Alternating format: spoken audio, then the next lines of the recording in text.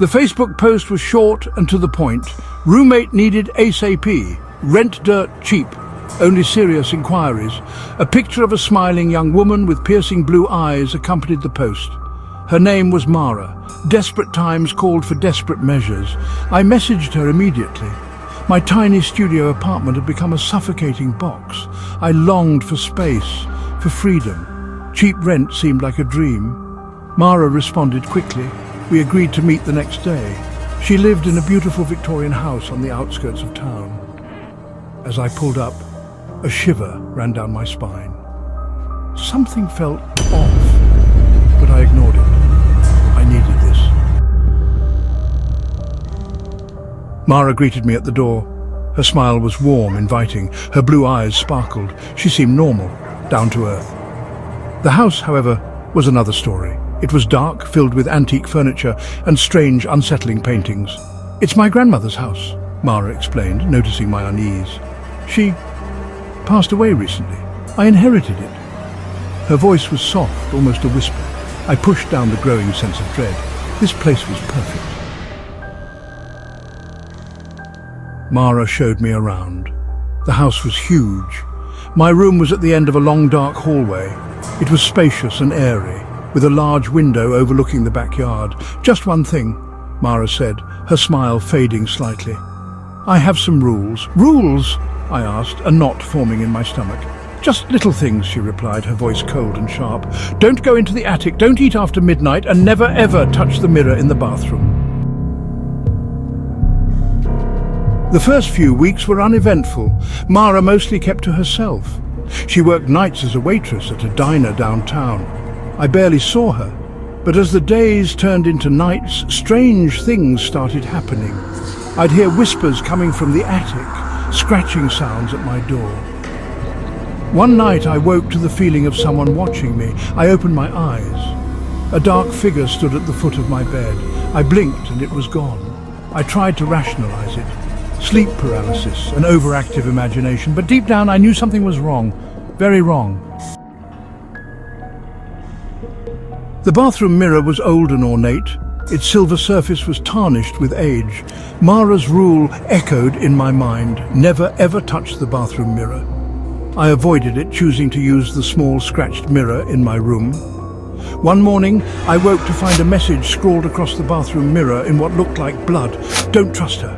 Panic surged through me. Someone was in the house, someone who wanted to warn me. But who? And why?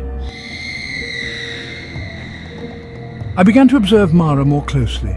Her once warm smile now seemed predatory. Her blue eyes, once inviting, now held a cold, calculating glint. She would spend hours in the attic, speaking in hushed tones. She never ate, not a single bite, and she never seemed to sleep. One night I decided to confront her. As I approached the attic door, I heard a blood-curdling scream. My heart pounded in my chest. I threw open the door. The attic was empty, but the stench of decay lingered in the air. I couldn't shake the feeling that something was terribly wrong. The scream, the smell, Mara's bizarre behavior, it all pointed to something sinister.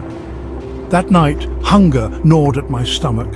I snuck to the fridge, breaking Mara's cardinal rule: no eating after midnight. As I opened the refrigerator door, a wave of nausea washed over me. Inside, amongst the jars of pickled vegetables and fruit preserves, sat a human heart. It was still beating faintly. My blood ran cold. This was no ordinary house. Mara was no ordinary roommate. I had to get out. I raced to the front door, fumbling with the lock. It wouldn't budge. I ran to the back door. It was boarded shut from the outside. Panic surged through me. I was trapped. A cold sweat broke out on my skin. I was trapped with a monster. I ran upstairs, my mind racing. I had to find a way out. As I passed Mara's room, I noticed the door was slightly ajar. A faint light emanated from within.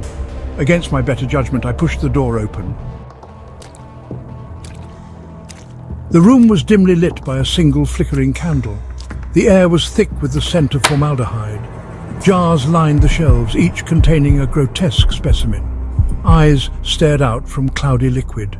Tongues floated listlessly. And in the center of the room, surrounded by candles, was the bathroom mirror. It was polished to a shine, reflecting the flickering candlelight. As I approached the mirror, I noticed a photograph tucked into the corner. It was a picture of Mara, her blue eyes shining brightly. But there was something different, something unsettling. Her reflection in the mirror didn't match the photo. The reflection smiled malevolently. Its eyes were black as night. Terror gripped me. I stumbled back, knocking over a jar. It shattered on the floor, its contents spilling across the floorboards. A severed hand lay in the pool of formaldehyde, its index finger pointing accusingly at me. And then I saw it, my reflection, my face, staring back at me from the jar. Mara's voice echoed behind me, a chilling whisper in the darkness. "Don't you see? You're one of us now." The last thing I remember was her cold, calculating smile before everything went black. If you ever see a Facebook post offering cheap rent, run.